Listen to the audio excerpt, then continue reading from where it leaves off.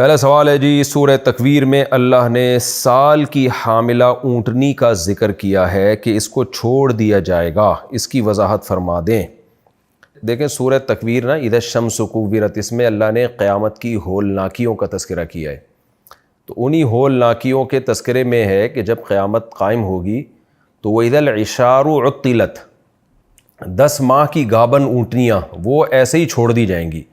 عربوں میں نا جو اونٹنی تھی، ایک تو اونٹنی بہت قیمتی مال سمجھا جاتا تھا، پہلی بات تو اونٹ بہت قیمتی مال سمجھا جاتا تھا، پھر اونٹ میں جو مادہ ہے اونٹنی، اس کی قیمت اور زیادہ تھی، پھر وہ اگر گابھن بھی ہو، بچہ جننے والی ہو، تو وہ تو بہت اس کے ریٹ ہوتے تھے۔ تو اللہ نے فرمایا کہ جب پہلا سور پھونکا جائے گا نا تو اتنی قیمتی مال کو بھی لوگ نظر انداز کر دیں گے۔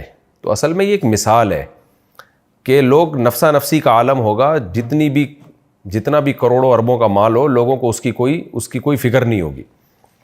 یہ مطلب ہے اس آیت کا۔ نماز میں امام کیا نیت کرے؟ دیکھیں نماز میں امام امامت کی نیت کر لے کہ میں جو نماز پڑھا رہا ہوں مقتدیوں کی امامت بھی کر رہا ہوں میں۔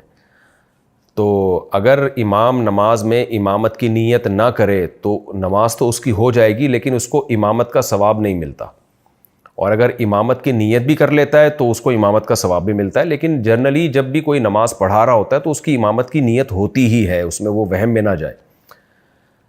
اور ایک اہم بات یہ بھی ہے کہ اگر کوئی نماز میں امامت کی نیت کر لیتا ہے تو پھر جہری نمازوں میں اس پہ جہرن تلاوت واجب ہو جاتی ہے، اور اگر امامت کی نیت نہیں کرتا تو پھر اس میں جہری نمازوں میں جہرن تلاوت لازم نہیں ہوتی، لیکن میں نے بتایا کہ اس کو پھر ثواب نہیں ملے گا۔